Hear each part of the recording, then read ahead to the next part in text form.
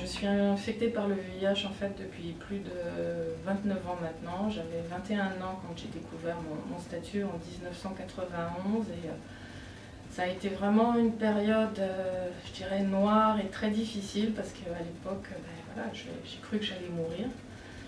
Il n'y avait pas encore les thérapies hautement actives et, voilà. Et au-delà de la peur de mourir, c'est que j'avais tiré un trait sur tous mes projets de vie. Je ne pensais jamais avoir d'enfants.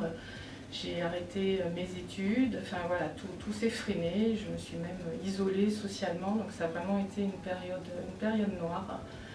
Et puis en 96, finalement, j'ai repris ma vie.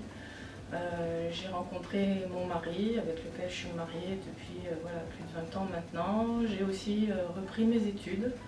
Et puis, depuis 10 ans, j'ai la chance aussi d'avoir voilà, une petite fille qui n'est pas infectée par le VIH voilà, grâce au traitement et aux thérapies.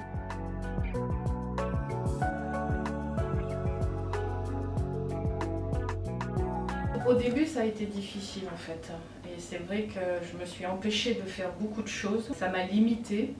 Mais en fait, progressivement, je me suis dit que la maladie ne devait pas et ne pouvait pas m'empêcher de réaliser mes rêves. Et c'est vrai qu'avec les traitements, finalement, une fois que j'étais en bonne santé et en forme, j'ai pu voilà, réaliser mes projets. À un niveau personnel, pendant de nombreuses années, en fait, je n'ai quasiment pas parlé de ma maladie parce que j'avais peur d'être discriminée, j'avais honte. Et puis petit à petit, en fait, j'ai commencé à me confier, à lui dire à des gens autour de moi, et en fait, ça s'est très bien passé. Donc ça, je pense que ça a été vraiment quelque chose, une phase importante, parce que j'ai commencé à avoir confiance et puis à me libérer, oui, vraiment, à me libérer. Et en fait, aujourd'hui, tout le monde dans mon entourage est au courant. J'ai une petite fille de 10 ans qui aussi est informée et ça s'est très bien passé. Je lui ai expliqué les choses avec des mots simples, de façon, je dirais, sans lui expliquant que c'était difficile, mais sans lui faire peur. En dédramatisant un petit peu, parce que maintenant, oui, on peut vivre avec le VIH comme on vit avec d'autres pathologies chroniques. Dans certains cas, c'est presque plus simple de vivre avec le VIH, par exemple, que je pense d'être diabétique, d'être dialysé, enfin voilà. Donc oui, ça a été difficile, mais en même temps, j'ai une vie normale, je dirais.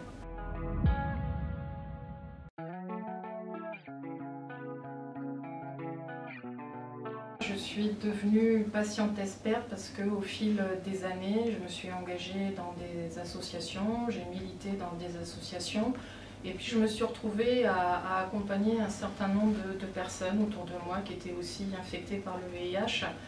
Et en fait, je ne suis pas médecin, mais par exemple sur comment on gère les prises des traitements quand on ne veut pas que les membres de l'entourage le sachent, quelle est mon expérience sur l'annonce, comment on fait pour avoir un enfant quand on est une personne infectée.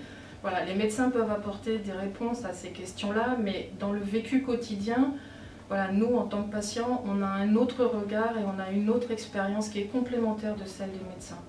Et donc c'est important voilà, de pouvoir partager ça. Et je pense que je suis aussi devenue patiente experte parce que finalement, moi, j'ai bénéficié de l'engagement des patients qui ont été malades avant moi et qui ont parlé publiquement et qui, voilà. Et parce qu'ils étaient visibles, moi, ça m'a redonné de l'espoir et ça m'a aidée. Et c'est souvent parce que j'ai parlé avec des gens qui étaient infectés depuis plus longtemps que moi que j'ai réussi aussi à avancer. Voilà. Et donc aujourd'hui, c'est une façon pour moi de redonner et de partager une partie voilà, de mon expérience. Et en fait, on devient patient expert bon, voilà, à travers un vécu et un engagement particulier, mais en 2018, j'ai fait aussi un DU, un diplôme universitaire en éducation thérapeutique, voilà, à l'université des patients. Et ce qui était très intéressant, c'est qu'en fait, la moitié de la promotion était composée de patients voilà, qui avaient des pathologies chroniques, différents types de pathologies, mais l'autre moitié de la promotion, en fait, était composée de soignants.